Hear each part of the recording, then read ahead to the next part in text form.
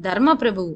ఒకానొకప్పుడు చోళ ప్రభువులు తంజావూరు రాజ్యాన్ని పరిపాలించేవారు. వారిలో ఒకడు మనునీతి చోళుడు.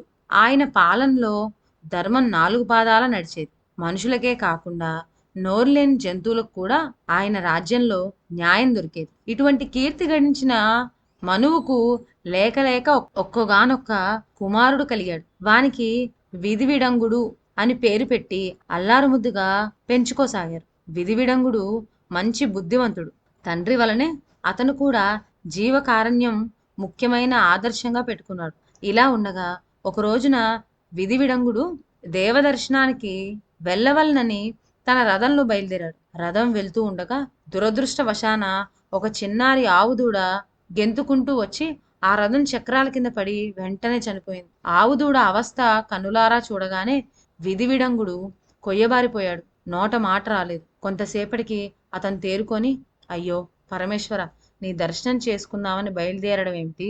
ఇటువంటి ఘోర పాపానికి ఒడికట్టుకోవాల్సి రావడం ఏమిటి? ఈ వార్త చెవిన పడితే కరుణానిధి అయినటువంటి నా తండ్రి ఊరుకుంటాడా? అందులోనూ తన కొడుకే ఇంత దుష్టకార్యం చేశాడని విని ఆయన ఎంత దుఃఖిస్తాడో. ఛ, నా తండ్రి పేరు రూపు మాపటానికే నేను చెడపుట్టాను. పాపం ఈ చిన్నారి దూడను కన్నా ఆ గోమాత ఎక్కడెక్కడ వెతుకులాడుతున్నదో. చచ్చిన ఈ లేగ కంటపడగానే అది ఎంతగా విలపించి గోల పెడుతుందో కదా. ఓహో, దాని దుఃఖం నేను ఈ కన్నులతో చూడలేను. మళ్ళీ పోయి నా తండ్రికి ముఖం చూపలేను. ఆయనకి ఈ వార్త తెలియకముందే నేను ప్రాణాలు విడిచేస్తాను. ఇదే కర్తవ్యం అంటూ విధివిడంగుడు కుమిలిపోయాడు. అక్కడ ఉన్న వాళ్ళందరూ అతన్ని ఓదార్చసాగారు. ఇంతలో ఆవు అంబా అంబా అని తన లేఖ కోసం అరుచుకుంటూ పరిగెత్తుకొని రథం దగ్గరకు వచ్చింది. అది పడిన దుఃఖం, ఆవేదన చూసిన ప్రతి వాళ్లకు కన్నుల వెంట జలజలా నీటి చుక్కలు రాలినాయి. ఆ ఆవు అట్టేసేపు అక్కడ ఆగలేదు. అది సరసరా రాజుగారి కోటకు చేరుకొని న్యాయగంటకు కట్టి ఉండే తాడు నోటితో పట్టి లాగే వరకు గంట గనగన మ్రోగింది. రాజు ఆత్రంతో గబగబా భవనం దిగివచ్చి కన్నీరు కార్చుతూ దుఃఖ సముద్రంలో మునిగి ఉన్న ఆ ఆవును చూచి ఆశ్చర్యపోయాడు. నోరు లేని ఈ ఆవుకు ఏమి విపత్తు సంభవించి ఉంటుందా అని వివరాలు కనుక్కునేటప్పటికీ నిజం తెలిసి ఆయన తక్షణమే మూర్ఛపోయాడు. ప్రియమైన తన కుమారుడే ఈ పాప పని చేశాడని విన్నప్పుడు ఆయన విచారానికి అంతులేకపోయింది. చాలాసేపటికి ప్రభువుకు స్మృతి వచ్చింది.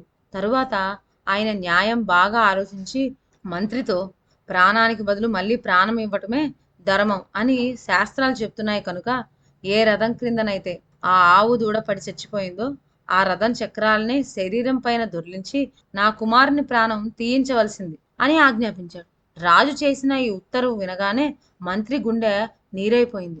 కానీ ప్రభు ఆజ్ఞకు ఎదురు చెప్పడానికి వీల్లేదు కదా. రాజకుమారుని చంపించటానికి మనసొప్పక చేసేది లేక రెండో కంటివానికి తెలియకుండా మంత్రి ఆత్మహత్య చేసుకున్నాడు. ఈ సంగతి రాజుకు తెలిసి తన రథం మీద ఆవుదూడ చచ్చిన ప్రదేశానికి వెళ్ళి తాను చెప్పిన తీర్పు ప్రకారం కుమారుని పైన రథచక్రాలు దొల్లేటట్టు ఏర్పాటు చేసి వాణ్ణి చంపించి వేశాడు. నాకు కుడిభుజంగా ఉన్న మంత్రి పోయాడు. లేక లేక పుట్టిన నా కుమారుడు పోయాడు. ఇక ఇదివరకులాగా రాజ్యపాలన జరపటం నా వల్ల అయ్యే పని కాదు. కనుక నేను బ్రతికి మాత్రం ఏమి లాభం అనుకుంటూ రాజు కళ్ళు మూసుకొని దేవుణ్ణి ధ్యానించి కత్తితో పొడుచుకొని చనిపోబోయాడు. అప్పుడు ఒక చిత్రం జరిగింది. మహారాజా, నీవు ఆత్మహత్య చేసుకోవటానికి వీల్లేదు.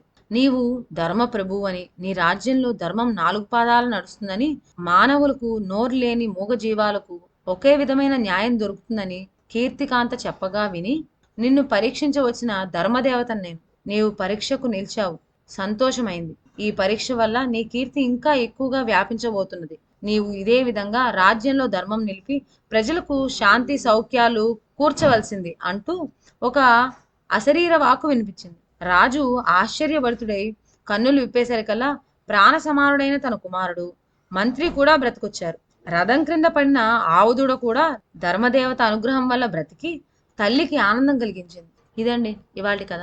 ఇక సెలవు. నా ఛానల్లోని కథలు మీకు నచ్చినట్లయితే నా ఛానల్ను లైక్ చేసి సబ్స్క్రైబ్ చేయండి. షేర్ చేయడం మర్చిపోవద్దు. కొత్త కథల నోటిఫికేషన్ కోసం బెల్ ఐకాన్ ప్రెస్ చేయండి. Thank you.